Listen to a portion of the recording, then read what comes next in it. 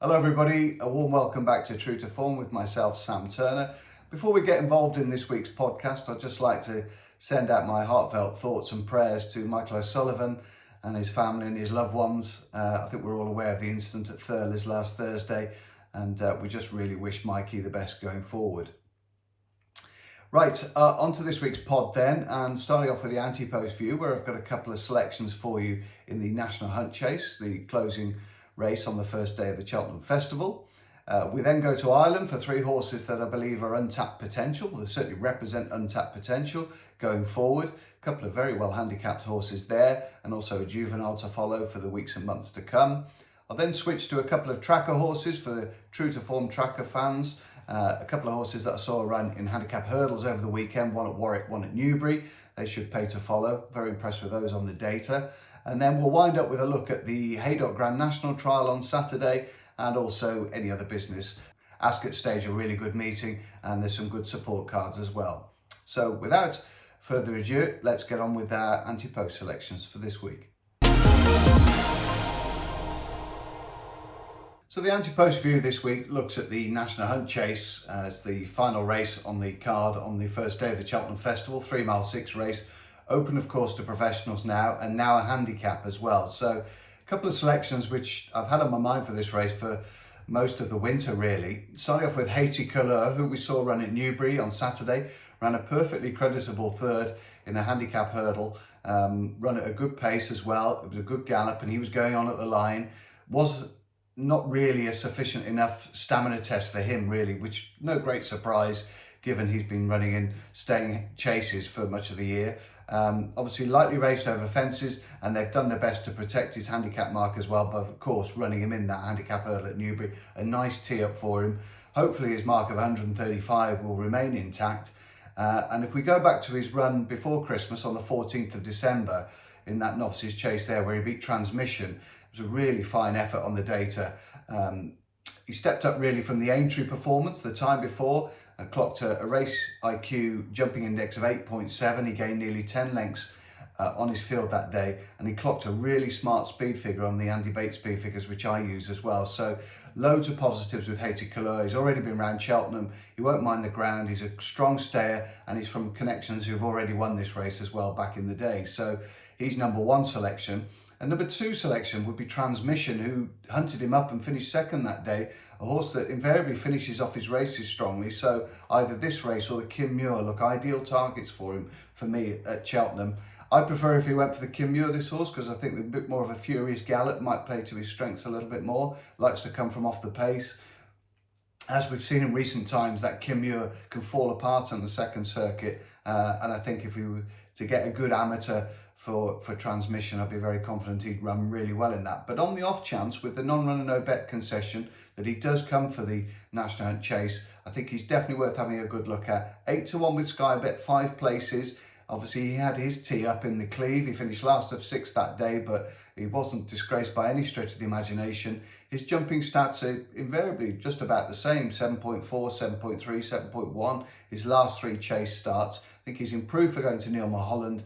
I'd be very disappointed if he wasn't there and thereabouts in whichever engagement Connections chose for him come the festival. So those are the two then. Haydock and Ascot, I think he's 6-1 at time recording with Sky Bet. That's 5 places. I think that's very fair.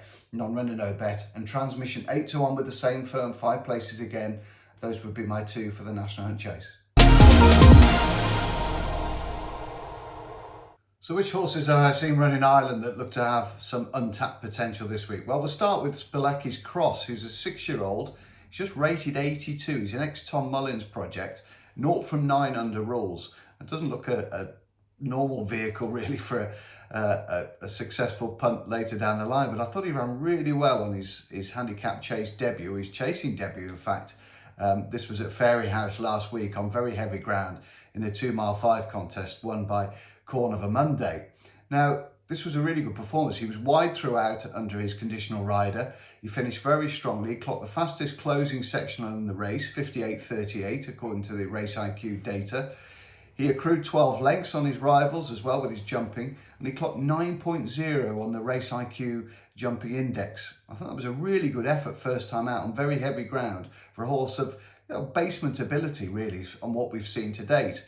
As I say, 82 rated. Now, the time was around about 20 lengths slower than Zenta, but she's a Grade 1 winner over hurdles, rated 143. And though she did very well to win the opener that day, I still think that this was a really fair effort from Spilecki's Cross. He's only 6. He's got every opportunity to improve and progress as he gets a bit older and a bit more experienced. I think Connections should really be capable of making some and doing some damage off that mark of just 82 going forward.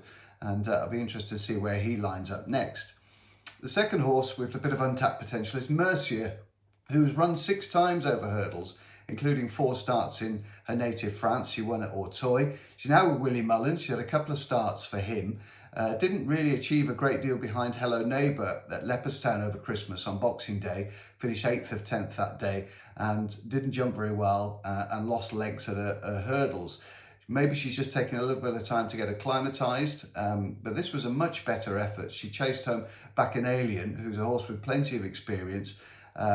Again, really, her jumping let her down a little bit, 6.4 on the Race IQ Jump Index. But she didn't half rattle home, and I think she just needs a good test of stamina. So I'll be interested to see if she steps up in trip. Of course, she should be able to get a rating as well. So I wonder whether she might be one for a handicap further down the line. Who knows? Maybe even a Fred Winter, something like that. But she's in Kenny Alexander's ownership, and I think she's got plenty of ability, this filly, if she can just get her jumping a little bit more polished and a bit more economical. The third of the untapped potential candidates this week, or certainly contenders, would be Low Style, who's rated just 100, another one with a basement mark then. He ran over the weekend at Navan on Sunday. I thought this was a really good effort from him. A very fast closing sectional over 3 miles. I think he found a career best stepping up to 3 miles. He gained 14 lengths on his rivals. And it was just an astonishing performance really from where he was. I think he was last jumping 2 out, rattled home. And I know his connections have mentioned before he's more of a summer jumping horse, but he seemed to cope with this heavy ground really well. And he's definitely on my shortlist for a similar basement handicap chase over 3 miles when the emphasis is on stamina. So Mercier, Low Style and Spilecki's Cross, the 3 that I really like from last week, and hopefully they'll all pay to follow in the weeks to come. So the 2 tracker horses this week concern Santos Blue and Cassie Crudo. And Santos Blue won the 3 mile handicap hurdle at Newbury. I thought it was a really good performance as well, under young Ben Sutton, who's endured a little bit of a barren run, but this would have put a smile on his face because this was a smart performance, winning this 3 mile contest. And I think the reason that he won it was because he came home so strongly. Connections have sort of persevered with him over 2.5 miles, slightly shorter, but stretching out to 3 miles has been the key to him, and certainly producing the data that he managed on Saturday with his closing sectional of 56.56, better than even the William Hill handicap hurdle winner Joyeuse, who was 56.91. Well, that shows you where the race was won really. The overall time was pretty solid as well for the 3 mile contest, so it wasn't a case of them just crawling around and then quickening from the bottom of the straight. This was a good all-round performance from Santos Blue.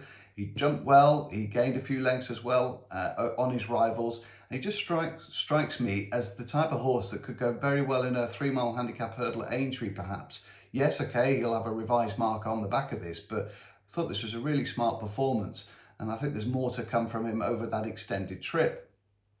Perhaps a horse at the other end of the scale is Cassie Crudo, who ran at Warwick off a mark of just 104, and I thought really shaped with a good degree of promise. Now, he can be keen, he can be exuberant, this lad, but he comes from a yard that had enjoyed a good week, that had a winner at Ludlow when I was there, Looking As You Are, Alex Hales' team. And in Cassie Crudo, they look to have a very well handicapped horse going forward. It's only a couple of years ago he was rated 116. As I say, he was down to 104 for this Warwick race.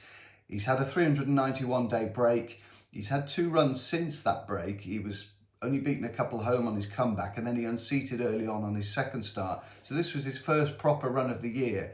And although he was a bit keen and racing generously, he finished off very strongly. The come home sectional was excellent for a horse that was quite so exuberant early on in the race. And I think you can find a good race with him, certainly at that level in the weeks and months to come. I'll be disappointed if Cassie Crudo can't make the most of what looks a lenient mark. Fingers crossed the assessor leaves him alone and isn't too punitive for this performance. Right, 2 for the tracker then, Santos Bleu and Cassie Crudo.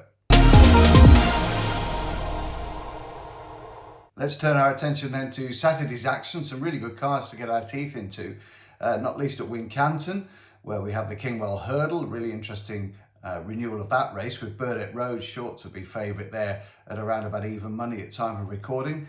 Declare a small interest in Brentford Hope, a horse that I own a small share of. I think we've got it all on to beat Burdett Road and Golden Ace Mind.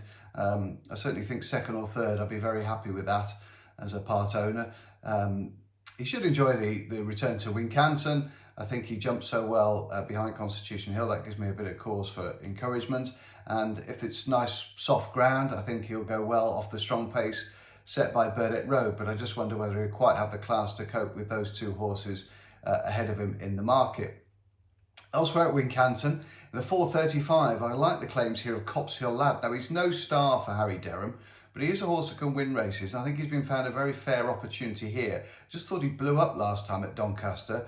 A lot of Harry's horses were just needing that run back after a long absence, and with the Gallop being out of commission as well, I think one or two of them were really struggling to put their best foot forward. But I thought he ran really well, just blew up, as I say, at Doncaster.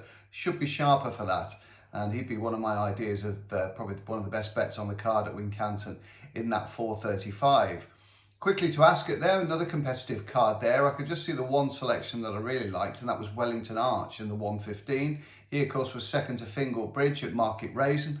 That form took a right bit of a boost at Exeter on Sunday, so I like Wellington Arch here. I think he could go quite well. He is very well handicapped, I think, off 120, and maybe connections might want to go that way rather than winning this race, but I still think he was of interest if he does line up.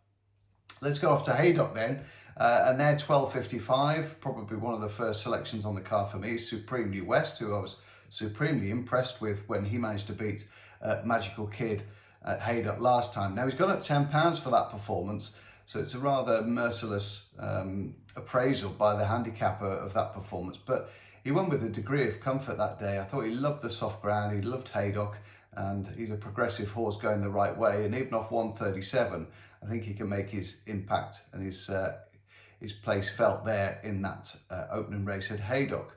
Later on the card then, the Rendlesham Hurdle at 2:40. Well, last year's winner Botox Ha goes for this again. And I thought he showed real, green shoots of recovery last time out after a couple of dull efforts. That was in the Cleve Hurdle. He finished third that day, beaten by Gal Road. The ground probably dried out a little bit too much for him. If they do get the showers at Haydock Monday through Tuesday and Tuesday into Wednesday, I think that'll play to his strengths. I see he's around the 9-2 mark. I think that's very fair for a horse that clearly loves Haydock and looks as though he's on his way back. The Grand National Trial at 3:15, well, this is a really interesting race. And Venetia Williams really has it by the short and curlies with Royal Pagaille, and what she chooses to do with this Grand Campaigner, who's won 5 times around the track from his 7 starts. Obviously, he's the class horse on the race, but he's got 12 stone here, and he could keep a number of horses out of the handicap if Venetia chooses to run the grey. One of those horses, I think, is Jubilee Express, who's going to be right in light at the bottom of the weights. I think he looks to have a real good chance here. I think he's around 5-1. There was some bigger available, but that was when Mr. Van Gogh was an intended runner. He was second in the Welsh National, of course. He's won a course and distance handicap here back in March. So I think that was a really promising performance and looked as though it was going to lead to better things this year. We've already seen that Sam Thomas is a very, very good target trainer. He hit the bar on Saturday in the Big William Hill Handicap Hurdle with Lump Sum, who's second to Joyeux. Ran really well under top weight. Hopefully Jubilee Express can go very well in this 3:15. The other horse that caught my eye in this was Yeah Man, who obviously won the race 12 months ago for Gavin Cromwell. He hasn't got any alternative entries, so I thought he might have been entered in the Punchestown Grand National Trial on the Sunday, but he's not.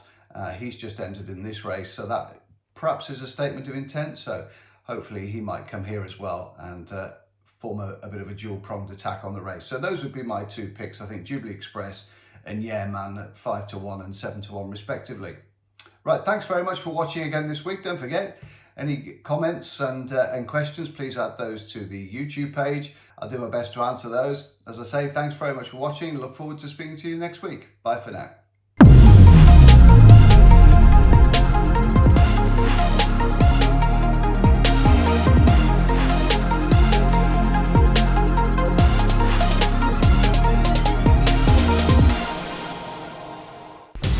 Watch live racing now on racingtv.com.